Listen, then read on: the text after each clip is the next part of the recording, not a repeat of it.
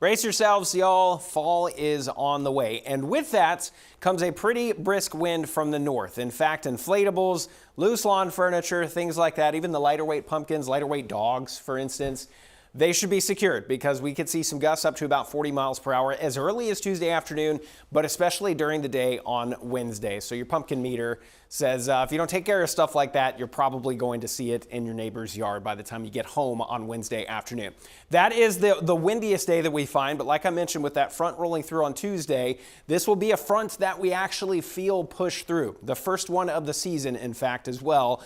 And with that, a very small chance for some rain. We'll look at that here in just a moment. We managed to get right back into the 80s and even a couple of spots in the 90s across the state of Texas, courtesy of a warm front ahead of this big system that is crashing down the Great Plains as we speak, and we will feel that on Tuesday. Here's the latest look at forecast radar. I will tell you right now, it is far from impressive, but across our eastern counties and then to the south and east as we go into the afternoon, there's a very brief window for a couple of thunderstorms, maybe some gusty winds to go along with that. The majority of us do not find that. We'll watch that for you, though, right as the front pushes through. Watch what happens temperature-wise as it does, too.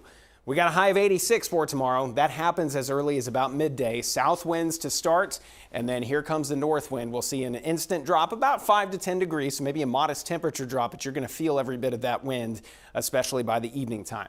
Then we wake up in the mid to low 50s on Wednesday morning, probably going to feel more like the upper 40s thanks to that brisk north wind and the windiest time frame there through at least the early afternoon, but probably a little bit into the quitting time hours on Wednesday. Likely bottom out on Thursday or again on Friday morning. Mid to low 40s is generally what we're expecting. Thursday is going to be another cool day too, but we should jump up above 70 on Halloween afternoon. Keep in mind though, by the time we get to trick-or-treating and other Halloween evening plans, it's going to be a little bit on the chilly side. Way different than what we saw last year where we got to about 90 degrees. 73, the high there for your Friday. And the first weekend of November is finally looking like it. Remember, we fall back this weekend and we'll look for sunshine and highs in the mid to upper 70s.